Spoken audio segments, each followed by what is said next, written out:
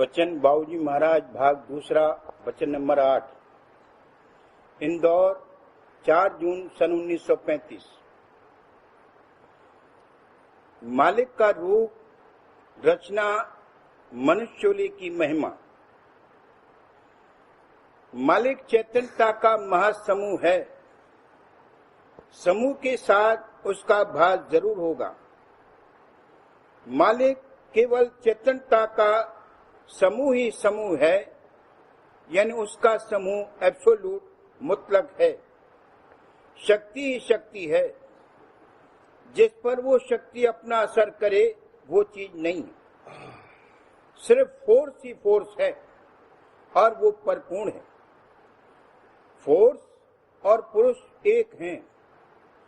पुरुष अपने में आप समाया हुआ है और जो उसका भास है वो उसमें खिंचा हुआ है।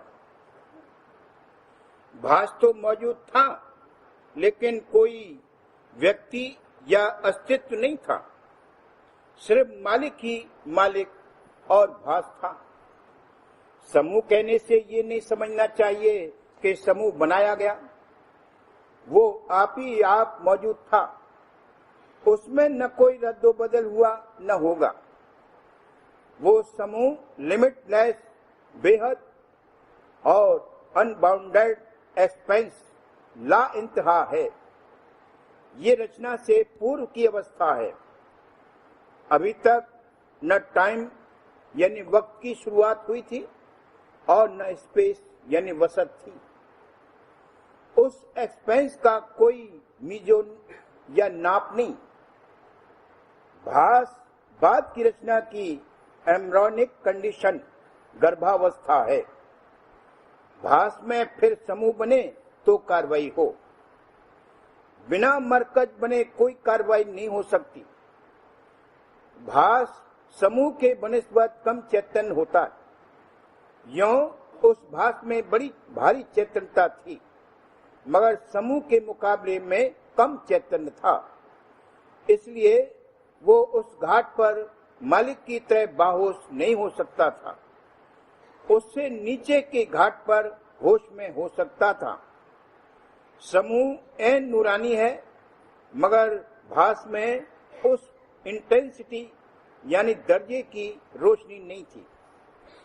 नीचे से ऊपर तक एक ही किस्म की कार्रवाई की नकल चली आई है, यानी समूह या मरकज का बनना और उससे वहां की रचना होना। समूह बन बनकर रचना हुई है। मालिक को पुरुष पुराना कहा है। पुराना से ये नहीं समझना चाहिए कि बुढ़ा, जर्जर और बेकार होगा।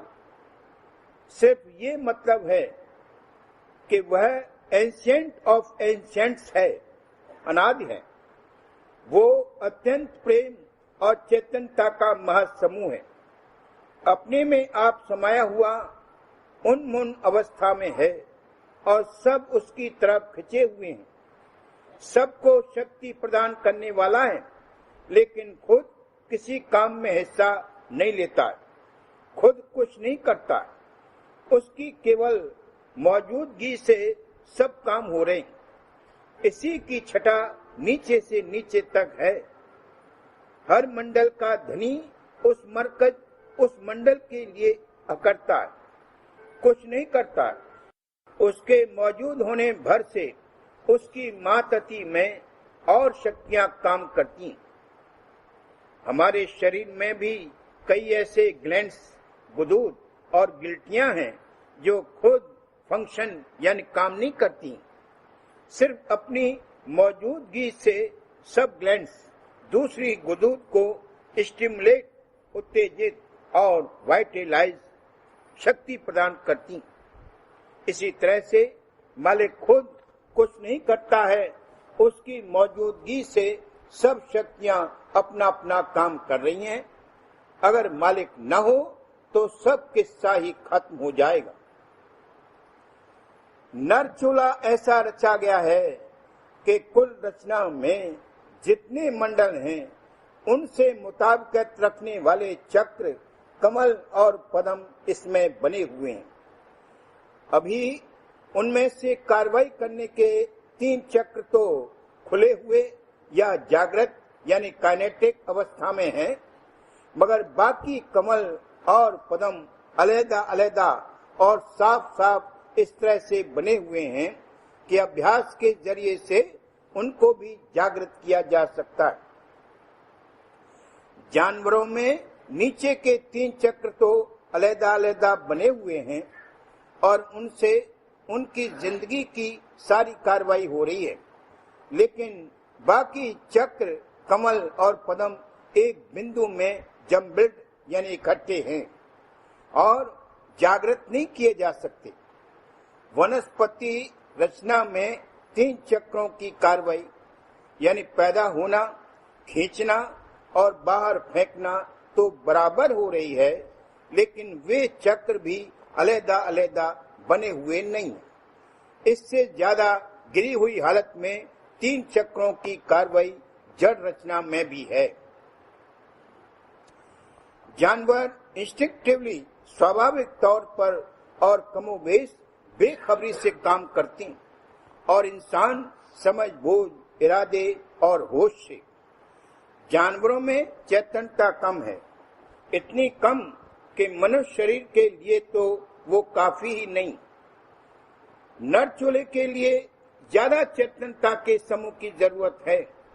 नर चोला रचना में मध्य का चोला है, क्योंकि इसमें अंतर्मुख या अंदर और ऊपर खींचने वाली ताकत और बहिर्मुख या नीचे उतारने वाली ताकत दोनों मौजूद हैं और दोनों ताकतें कारकुन हैं।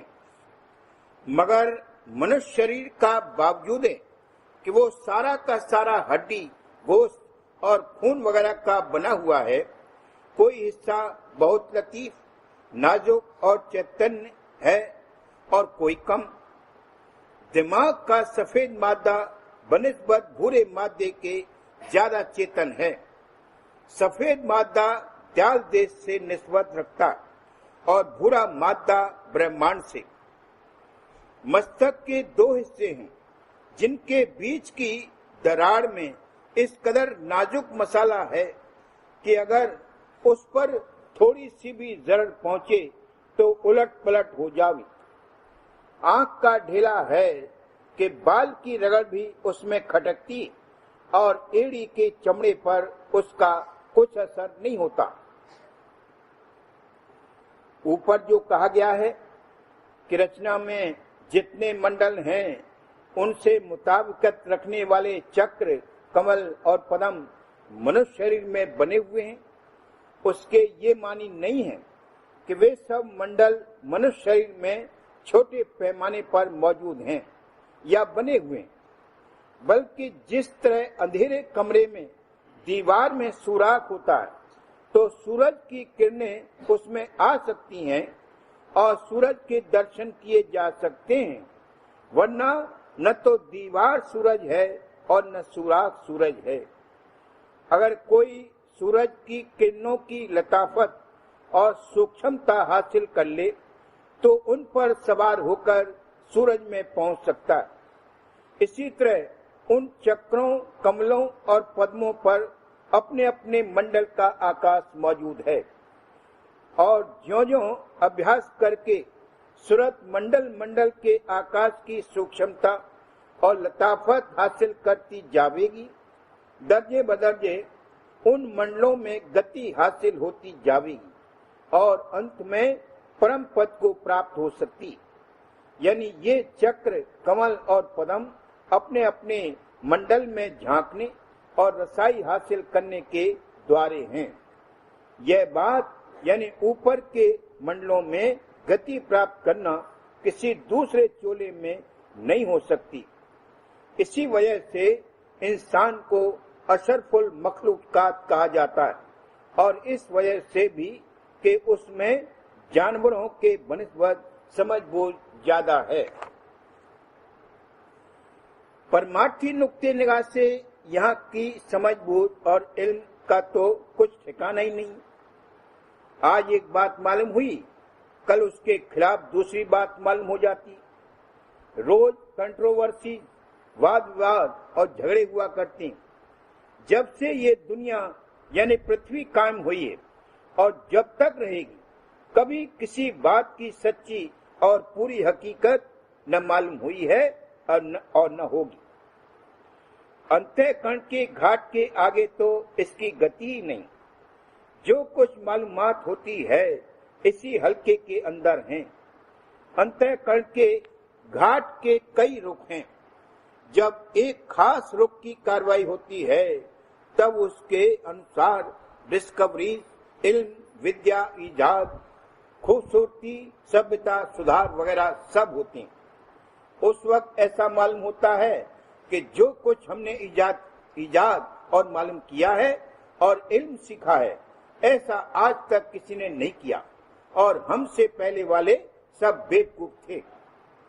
इसकी एक हद होती, जब उस पर पहुंच जाता है तब उसका कैटेक्लिज्म होता है और वो सब सुधार, सभ्यता, मालूमात और तवारीख वगैरह नेस्त नाबूद हो जाते हैं।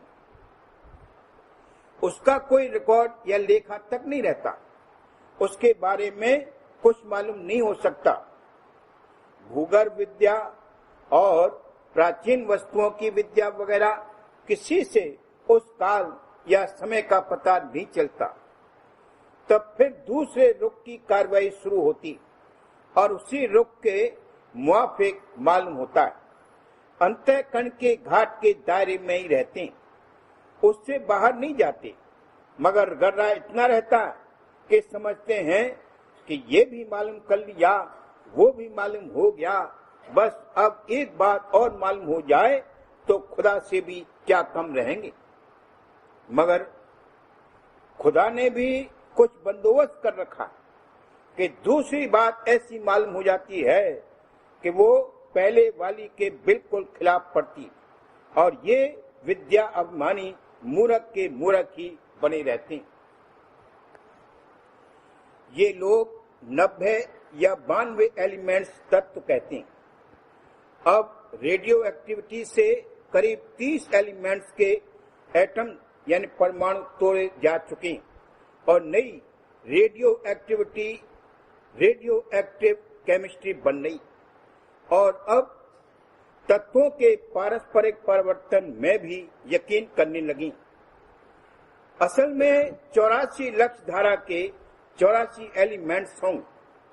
इनको एलिमेंट्स कहना यहाँ के हिसाब से ठीक है, क्योंकि यहाँ हमारे पास जो जराए हैं उनसे इनको फर्दर सिंपलर फॉर्म और सूक्ष्म रूप में नहीं रिड्यूस यानी तब्दील कर सकते हैं। असलियत में तत्व 5 ही हैं। यह रचना 5 तत्व 3 गुण 25 प्रकृतियों की है। यहाँ कोई चीज एलिमेंटल फॉर्म तत्व रूप में है ही नहीं। जिनको महर्षियों और योगियों ने तत्व कहा है वे यहाँ नहीं।